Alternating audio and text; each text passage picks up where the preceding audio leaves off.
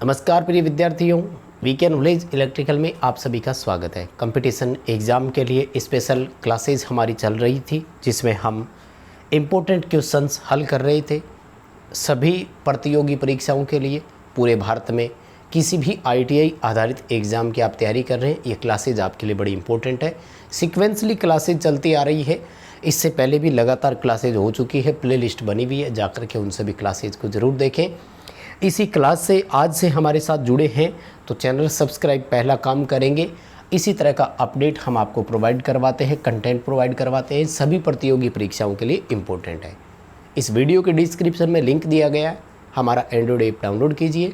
हर Monday एक free test provide करवाया जाता है, जिसमें आप प्रतियोगी परीक्षाओं पर आधारित क्वेश्चन से बना हुआ टेस्ट देख सकते हैं। आइए आज के प्रश्नों से शुरू करते हैं।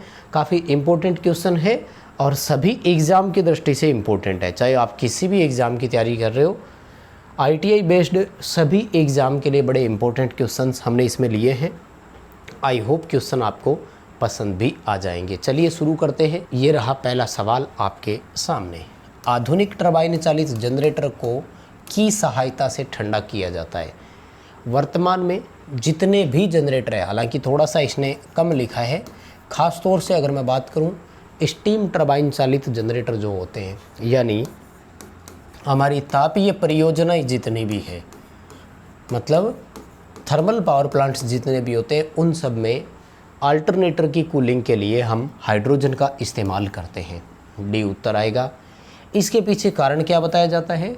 हाइड्रोजन कूलिंग को फ्रिक्शन फ्री कहा जाता है, यानी घर्षण मुक्त कूलिंग मानते हैं, जिसमें हम ये मान लेते हैं कि जो हमारी फ्रिक्शन और विंडेज लॉसेज होती है किसी मशीन में, वो मिनिमाइज़ हो जाती है, यानी कम हो जाती है। ऑयल में मानते हैं बड़ा फ्रिक्शन होता है, एयर में मानते हैं बड़ा फ्रिक्शन होता है। एयर फ्रिक्शन तो अपने है ही ना, वो एक डैम्पिंग प्रणाली। याद आया सबको? डी उत्तर सही होगा। आसान सा क्वेश्चन है, कर सकेंगे, लेकिन है बड़ा इंपॉर्टेंट, कंपटीशन एग्ज़ाम में आया भी है। चलिए जी, पूरा हिंदी में क्वेश्चन है। पहले तो इंग्लिश बता देना चाहूँगा, क्वेश्चन क्लियर करने ज़रूरी है ना। स्लिपरिंग इंडक्शन मोटर में स्टार्टिंग के समय घूर्णक को इंग्लिश में रोटर बोलते हैं, प्रतिरोध अधिक है तो क्या होगा? स्लिपरिंग इंडक्शन मोटर का स्टार्टिंग रेजिस्टेंस हाई है, इसके पीछे सवाल पूछ रहा है कि ऐसा इससे क्या होगा। देखो, इससे तीन चीज़ें होगी। पहला पॉइंट याद रखें, एक इंडक्शन मोटर का स्टार्टिंग टॉर्क रोटर प्रतिरोध के समानुपाती होता है। एक लाइन याद रख लीजिए, इंडक्शन मोटर का स्टार्टिंग टॉर्क रोटर रेजिस्टेंस के समानुपाती है। रोटर का रेजिस्टेंस हाई, इसका मतलब स्टार्टिंग टॉर्क हाई होगा। अब आप देख लो कि टॉर्क हाई कहाँ दिया है, ये तो गड़बड़ हो गई, क्योंकि चारों ही ऑप्शन में टॉर्क हाई दे दिया। ठीक है, दूसरे पॉइंट पर आते हैं। फिर अगर रोटर का रेजिस्टेंस हाई है तो स्वाभाविक सी बात है रोटर का जो करंट होगा वो अपने आप ही लो होगा। तो दूसरा ऑप्शन ये देख लीजिए कि करंट कम किस में लिखा है, धारा घटती इसमें लिखा है। यानी ये दो ऑप्शन हमारे सेम बैठ रहे हैं यहाँ तक, मतलब सी और डी को तो काट ही दो, इनमें से तो नहीं होगा। राइट, आ जाओ अगले सवाल पर। अब बात ये आती है कि अगर रेजिस्टेंस हाई होता है तो हमें सब जानते होंगे कि रेजिस्टिव सर्किट का पावर फैक्टर जो होता है वो अधिक होता है या हाई होता है या उच्च होता है, हम ये बोलते हैं। तो फिर हाई शक्ति गुणांक आ जाएगा, है ना। यानी पावर फैक्टर बढ़ेगा, करंट घटेगा और टॉर्क भी बढ़ेगा। तीन बेनिफिट मिलते हैं। इसके अलावा अगर कोई नुकसान पूछे हमसे रोटर रेजिस्टेंस का, इसको हम रनिंग के समय क्यों नहीं रखते अगर इतने ही इसमें गुण है, तो प्रॉब्लम ये आती है कि इसमें फिर I²R, जिसे हम रोटर कॉपर लॉस बोलते हैं, वो बहुत बड़ा होगा और रोटर कॉपर लॉस अधिक होने के कारण मोटर की रनिंग एफिशिएंसी वेरी लो, बहुत कम होगी। इसलिए हम इसे रनिंग के समय नहीं रखते, केवल स्टार्टिंग के समय ही रखते हैं। आइए माय डियर अगले क्वेश्चन की तरफ। ये रहा अगला सवाल आपके सामने और मुझे विश्वास है कि सब बच्चे इसका उत्तर करेंगे। देखो, यहाँ सवाल पूछ रहा है प्लेट अर्थिंग में जस्तेदार लोहा या जस्तेदार स्टील की जो प्लेट होती है उसकी मोटाई कितनी है। ध्यान से सुनिएगा, वो GI की पूछ रहा है। पहले तो मैं आपको ये बता दूं कि अर्थिंग की जो प्लेट होती है वो 2 धातुओं की बनी होती है। वो कॉपर की भी हो सकती है और वो Gi की भी हो सकती है, यानी गैल्वेनाइज्ड आयरन की भी हो सकती है। आपको दोनों का ध्यान रखना है। Gi की जब हो तो 3.15 है, 1.5 ही ऑप्शन चलेगा, 3.18 हो तो भी चलेगा कॉपर की। और Gi वाली जो है वो इसकी जस्ट डबल कर दिया करो, यानी 6.3 या 6.36 mm, जो भी आ जाए ऑप्शन कर सकते हैं, कोई दिक्कत नहीं है। क्वेश्चन बड़ा शानदार है, पेपर में आ सकता है। रिसेंट हमने ये सारे डाटा आपको दोबारा भी नोट करवाए थे। पाइप इलेक्ट्रोड का साइज़ कितना हो, इंच में कितना हो, mm में कितना हो, स्ट्रिप अर्थिंग का साइज़ कितना हो, रोड अर्थिंग का डाटा नया लिखवाया था। तो उम्मीद है कि आपने सारे डाटा वहाँ से एक बार और कवर अप कर ही लिए होंगे। आइए अगले सवाल की तरफ बढ़ते हैं। प्रश्न पूछ रहा है अपन से कि निम्न धारण क्षमता वाले पदार्थ, इंग्लिश में बोलेंगे लो रेटेंटिविटी, हम किसके लिए उनको इस्तेमाल करेंगे। दरअसल याद रखना, जो धारण क्षमता होती है ये डिसाइड करती है कि पदार्थ में रेजिडुअल मैग्नेटिज्म कितना रहेगा, यानी अवशिष्ट चुंबकत्व कितना रहेगा। और हम अवशिष्ट चुंबकत्व की मात्रा से ही ये डिसाइड करेंगे कि उसको इलेक्ट्रोमैग्नेट बनाएं कि परमानेंट मैग्नेट बनाएं। अगर रेजिडुअल मैग्नेटिज्म हाई है तो हम इसका परमानेंट मैग्नेट बनाते हैं, अगर रेजिडुअल मैग्नेटिज्म लो है तो हम इसका इलेक्ट्रोमैग्नेट बनाते हैं। बताओ बात समझ में आई क्या? 2 उत्तर करने। निम्न धारण क्षमता है तो विद्युत चुंबक बनाने के वो काम आ सकते हैं, हम उसका परमानेंट मैग्नेट तो नहीं बना सकते। बस बात ही ख़त्म फिर। ठीक है, सी उत्तर आ जाएगा, इलेक्ट्रोमैग्नेट कर देना। अच्छे क्वेश्चन है और उम्मीद करता हूँ कि क्वेश्चन आपको बहुत अच्छे से समझ में भी आ रहे होंगे। देखो सवाल क्या पूछ रहा है, ये बड़ा इंपॉर्टेंट है। कई सारे फैक्ट डाटा आपको लिखवा रहा हूँ मैं इसमें। ठीक है, सवाल पूछ रहा है कि किस प्रकार की मोटर में अपेक्षाकृत मामूली स्टार्टिंग टॉर्क होता है। मामूली का मतलब छोटा या कम होता है। देखो सिंगल फेज में अगर मोटर पढ़ो तो 5 मोटरें पढ़ा करो एक साथ, ओवरऑल पढ़ो तो 4-5 लिया करो, 5 ठीक है। एक मोटर आती है जिसे बोलते हैं resistance start induction run motor, इसी का एक मॉडिफाइड रूप है जिसे बोलते हैं induction start induction run motor, जो कि नए के बराबर काम में आती है, रेजिस्टेंस वाली फिर भी है। नंबर फिर नेक्स्ट कैपेसिटर मोटरों का आता है, उसके बाद यूनिवर्सल मोटर, उसके बाद रिपल्सन मोटर, और फिर पढ़ो तो शेडेड पोल मोटर को भी पढ़ लिया करो, इतनी कम से कम पढ़नी है। कंपेरेटिवली अगर हम बात करें तो resistance start induction run motor, पूरा नाम क्या है? प्रतिरोध प्रारंभ, प्रतिरोध मतलब रेजिस्टेंस, आरंभ मतलब स्टार्ट, प्रेरण मतलब इंडक्शन, चालन यानी रन मोटर। सबसे कम टॉर्क इसी मोटर का है। थ्योरेटिकल डाटा बताया गया एक कि इस मोटर का टॉर्क 35 से 40% होता है मात्र, समझ रहे? उसके बाद में कैपेसिटर की 3 मोटरें आती है हमारी, जिनमें से 2 मोटरों का 300% टॉर्क होता है। कौन कौन सी है? Capacitor start induction run motor और ड्यूल कैपेसिटर मोटर। इसमें एक हमारी और आती है परमानेंट कैपेसिटर मोटर वाली, तो इस मोटर का टॉर्क 50 से 80% के आसपास होता है। मैक्सिमम टॉर्क होता है यूनिवर्सल मोटर का, जो कि 450% तक होता है। बड़ा इंपॉर्टेंट क्वेश्चन है, फैक्ट के साथ सारे डाटा लिखाए हैं। जब भी ज़रूरत पड़ी मैं आपको इसका प्रूफ देने के लिए तैयार हूँ। एग्ज़ाम में सवाल पूछे तो ये करके आ जाना, हमारे पास इसका प्रूफ है, हमारे पास ऑब्जेक्शन लगाने के लिए इसका डाटा अवेलेबल है, तो कर सकेंगे, कोई दिक्कत नहीं है। रिपल्सन मोटर अगर आ जाए तो तुलनात्मक रूप से यूनिवर्सल मोटर से उसका कम ही करना है, उसका 200 से 400 बताया जाता है, इस मोटर का 450 है। उम्मीद कर रहा हूँ क्लास आपको पसंद आ रही है, सवाल भी समझ में आ रहे होंगे अच्छे से। बस आप एक बार लाइक वाला बटन दबा दें तो बहुत बढ़िया काम हो जाएगा, नहीं दबाया तो वो तो दबाना ही पड़ेगा। सवाल देखो, DOL स्टार्टर में स्टार्ट बटन छोड़ देने के बाद NBC को यानी कॉन्टेक्टर कॉइल को यानी होल्डिंग कॉइल को सप्लाई किससे मिलती है? उसे बोलते हैं होल्डिंग कॉन्टैक्ट। क्या बोलते हैं? अब ये तो बताया नहीं कि कहाँ है, नहीं बताऊंगा, आप तब तक ऑप्शन देखो। हमेशा स्टार्ट बटन के समांतर में लगता है, खुद एक ऑक्सिलरी कॉन्टैक्ट होता है। मेन कॉन्टेक्टर के ऊपर एड ऑन के रूप में लगता है, जैसे मेन खींचते हैं उसके साथ वो भी कन्वर्ट होकर एनसी हो जाता है। ऑक्सिलरी कॉन्टैक्ट बोलते हैं, सहायक संपर्क बोलते हैं। बहुत बार थ्योरेटिकल इसका डायग्राम भी मैं कई बच्चों को बता चुका हूँ, शायद याद हो तो। एनसी पुश बटन आता है, फिर एनओ पुश बटन आता है। चाहो तो यहाँ पर ओवरलोड रिले दिखा दो। ओवरलोड रिले ये सिंबल होता है और ये फेज़ है, यहाँ से मान लो शुरुआत हो रही है। और स्टार्ट बटन के बाद यहाँ एनवीसी होती है और इसको न्यूट्रल मिलता है। अब देखो इतना सा सर्किट, मान लीजिए ओवरलोड सही है, स्टार्ट पुश बटन सही है, लेकिन यहाँ आकर के स्टॉप बटन सही है, यहाँ आकर सप्लाई रुक गई। आपने स्टार्ट बटन दबाया, सप्लाई पार हुई, एनवीसी के पास आई, लेकिन जैसे ही छोड़ दिया फिर एनओ हो गया।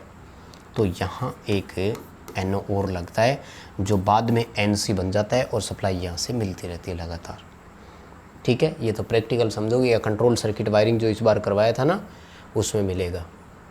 कंट्रोल वायरिंग वाला जो है ना चैप्टर, उसको पढ़ लेना एक बार टाइम निकाल कर। सवाल देखो अगला, फंसे हुए चालक तार का आकार किससे निर्धारित किया जाता है? फंसे हुए का मतलब होता है ट्विस्टेड, या एक जो उसके अंदर रहता है किसी कोर केबल में, तो हम उसमें चालक के जो एकल आधार होता है उसके व्यास से हम बता देते हैं कि उसका जो है साइज कितना है। ठीक है, ए ऑप्शन कर देना, ओवरऑल अपन उसका आंसर यही करेंगे। सवाल देखो अगला, इससे आसान तो कोई क्वेश्चन ही क्या होगा।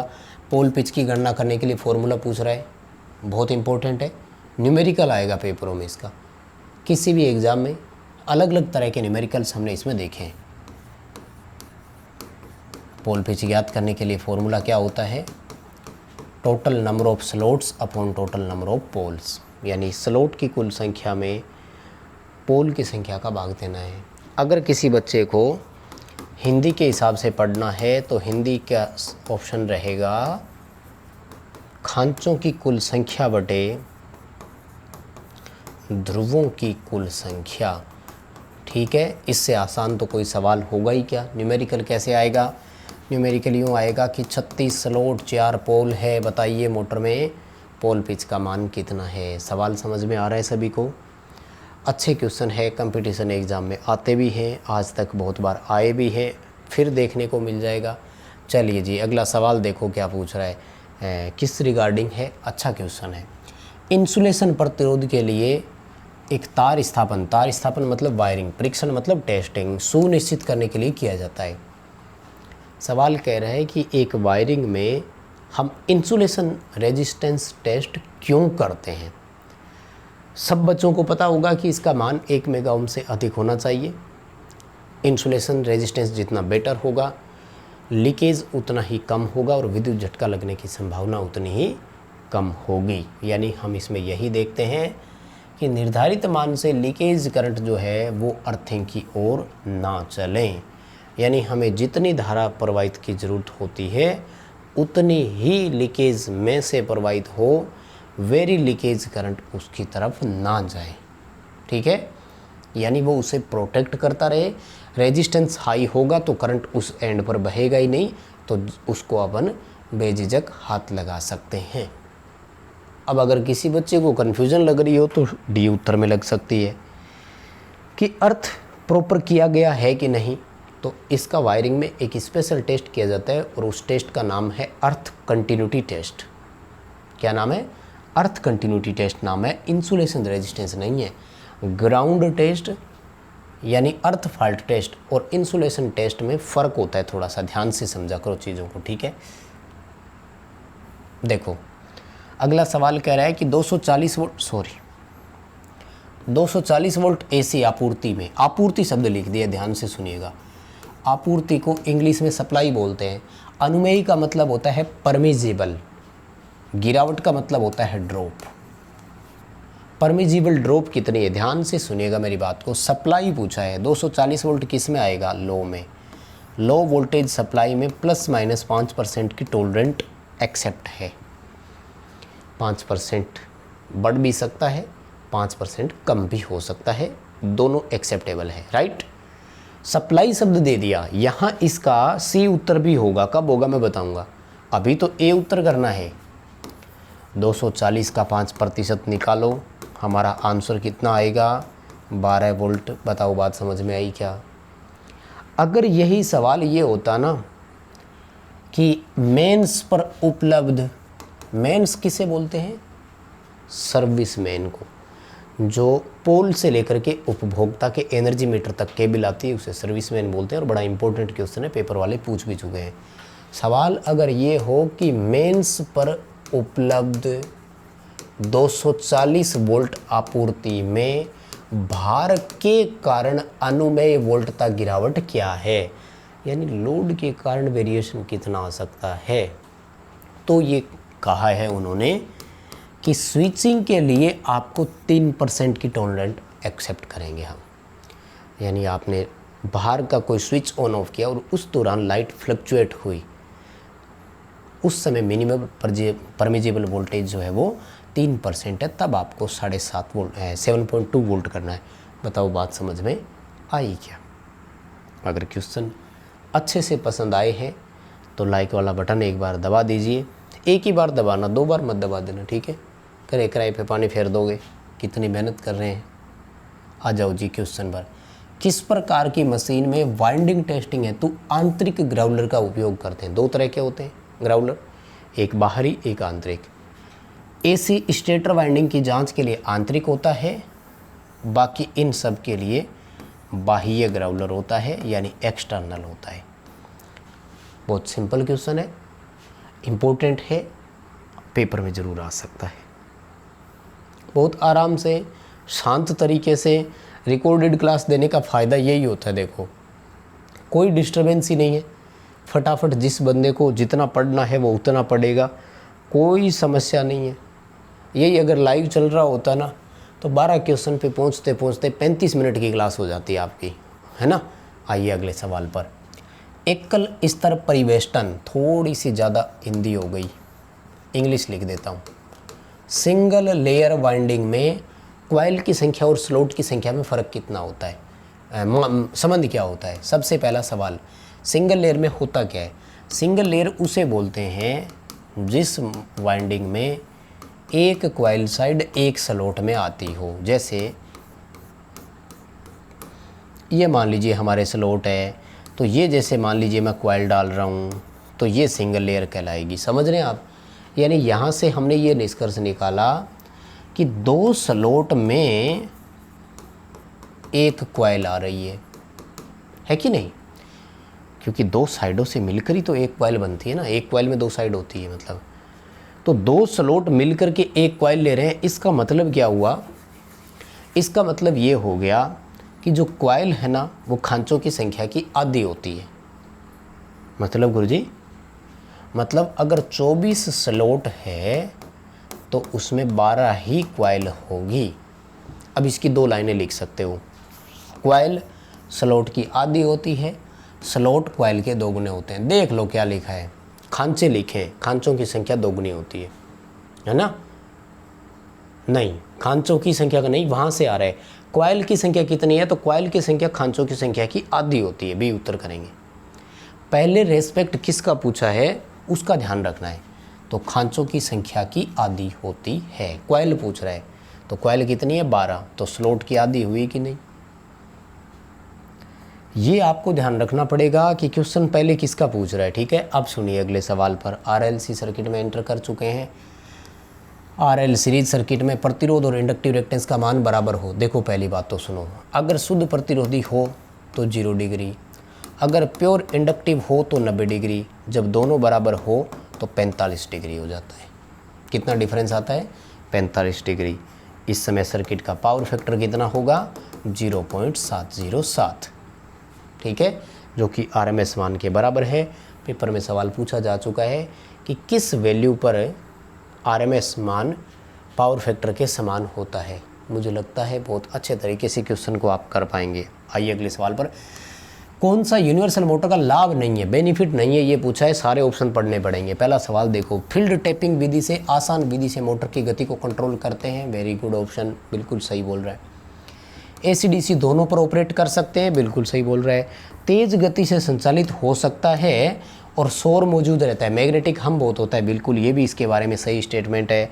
और हाई स्टार्टिंग टॉर्क विकसित करता है, ये भी है, ये तो अभी बता कर आया हूँ। 450% टॉर्क है। अब बात ये आती है कि अगर सवाल होता कि इनमें से कौन सा यूनिवर्सल मोटर की विशेषता नहीं है, तब तो चारों ही ऑप्शन सही थे। बट अब आ गया लाभ और हानि। तो देखो सिंपल सी बात है भाई, अगर कोई मशीन चले और वो बहुत तेज शोर मचाए तो फिर ये लाभ नहीं, हम हानि में गिनेंगे। इस कारण से हो सकता है कि हम मोटर को इसको इस्तेमाल ना करें। जैसे साउंड रिकॉर्डिंग इक्विपमेंट है, ना चाहते हुए भी हम इस मोटर को इस्तेमाल नहीं कर पाएंगे वहाँ, क्योंकि ये खुद का इतना शोर है। तो फिर इसको क्या करना है, आपको हानियों की कैटेगरी में डाल देना है, लाभ में नहीं रखेंगे। अगला सवाल, इनमें से कौन सी एक विद्युतीय युक्ति सुरक्षा युक्ति की तरह इस्तेमाल नहीं हो सकती? ये एक बड़ा कॉमन क्वेश्चन है, किसी भी एग्ज़ाम में कहीं से भी क्वेश्चन आ जाता है सामने, और मुझे लगता है बहुत आसान तरीके से आप इसका जवाब दे पाएंगे। सर्किट ब्रेकर भी है, अर्थ लीकेज सर्किट ब्रेकर भी है, फ्यूज भी है, अर्थ टेस्टर नहीं है भाई। क्या काम आता है? अर्थ का प्रतिरोध नापने के लिए इस्तेमाल किया जाता है। बताओ बात समझ में आई क्या?